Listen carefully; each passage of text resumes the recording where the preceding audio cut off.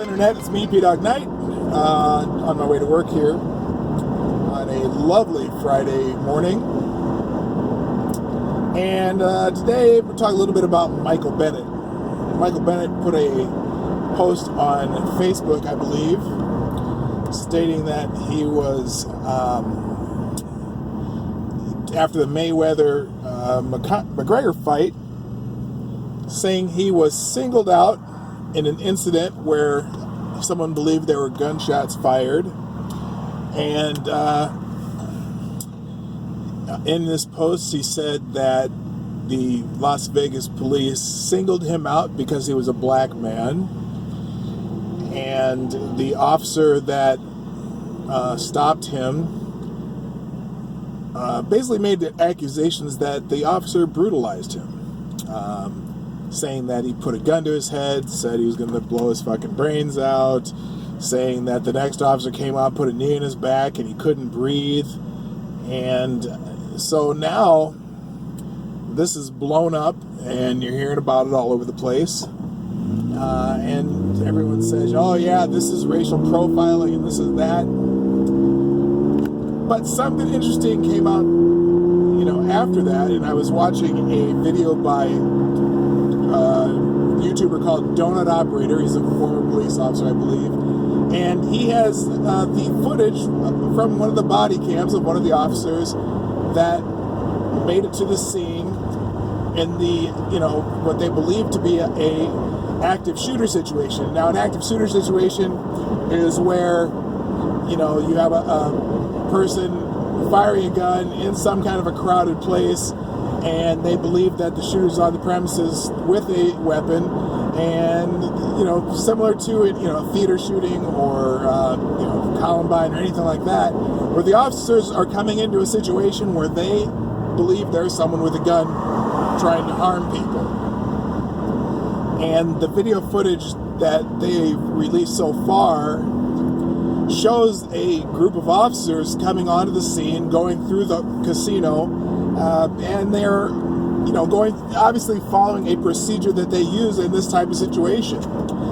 And, with Michael Bennett saying, oh, he was singled out for being black, well, these officers went by dozens of other black people during this incident, and none of them were so-called singled out. And what we come to find is that Michael Bennett, who was hiding behind a slot machine during this incident where the police officers are responding, and as the officers come around the corner to within his side, is where he's hiding behind the slot machine, he runs out the door. And of all these people that they've been passing on, plenty of black men, white women, all kinds of people they're going by, this one particular person, as they see him, runs. So in an active shooter situation, the officers pointed out this man running out the door, jumping over a kind of a fence, and they believe that he's the subject that they're looking for, and they chase after it. And so you have video footage of all this, and then you also have video footage of the officer who's arresting him, and he was cooperative, and the officer may have, in the one angle of a different video, you can see that the officer does have a gun pulled, but you got to remember what this situation is. There's thousands of people in this hotel, and they believe it's an active shooter situation, and they see someone run. Of course you're going to chase after someone who runs when they see you, if you're a police officer. So, I'm looking at this situation, and if you're watching, and here's the other thing. Michael Bennett never made a complaint to the Las Vegas Police Department before he makes this Facebook post.